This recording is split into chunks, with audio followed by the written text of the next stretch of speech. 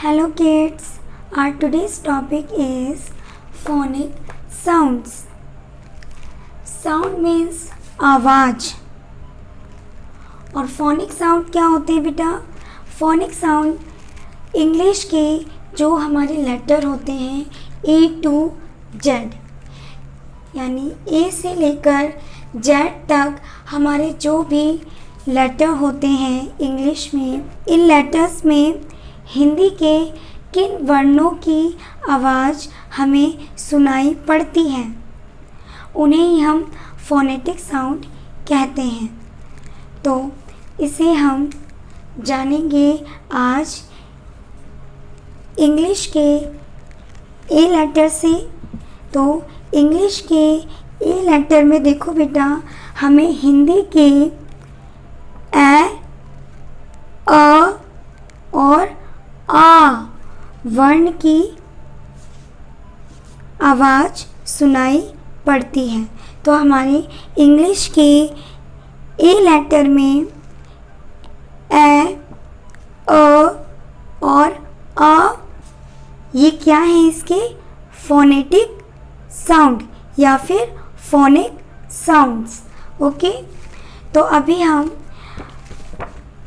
कुछ वर्ड्स लिखते हैं और फिर देखते हैं कि हमें ये ए साउंड कैसे इंग्लिश के ए लेटर में सुनाई देता है।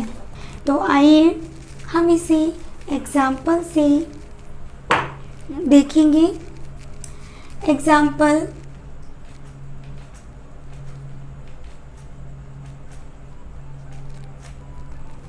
जैसे मैं यहाँ लिखती हूँ एप्पल, तो इसे क्या पढ़ेंगे बेटा? एप्पल, एप्पल नहीं, ये ए है ना, लेकिन यहाँ पर इसे हम एप्पल नहीं पढ़ रहे हैं, हम इसे क्या पढ़ रहे हैं?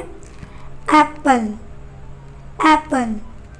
ओके, तो जब हम इसे एप्पल पढ़ रहे हैं तो एप्पल में यहाँ पर हमें ए साउंड सुनाई पड़ता है, एप्पल।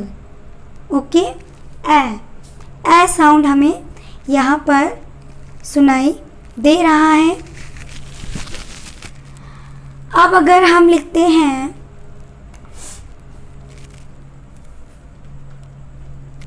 अकाउंट,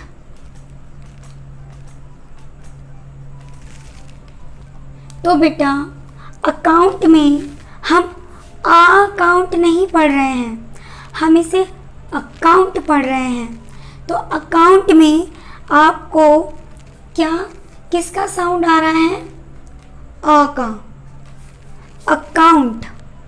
ओके, और अगर हम आर्म, इस आर्म को पढ़ते हैं तो यहाँ पर हमें आर्म, जो हमारा आ है, उसका साउंड आता है।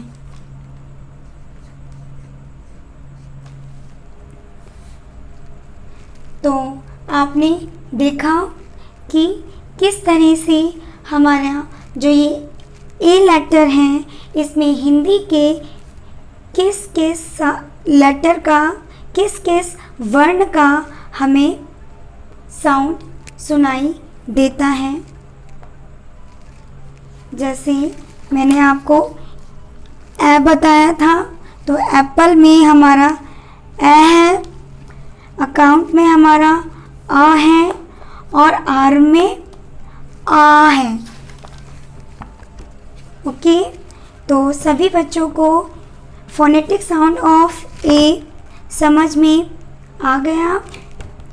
तो आज की क्लास में हमने ए साउंड सीखा और नेक्स्ट क्लास में हम बी साउंड को समझेंगे कि हमारे जो बी लेटर हैं उसके फोनेटिक साउंड कितने होते हैं, क्या होते हैं। तो आज के लिए इतना ही, तब तक के लिए बाय बच्चों।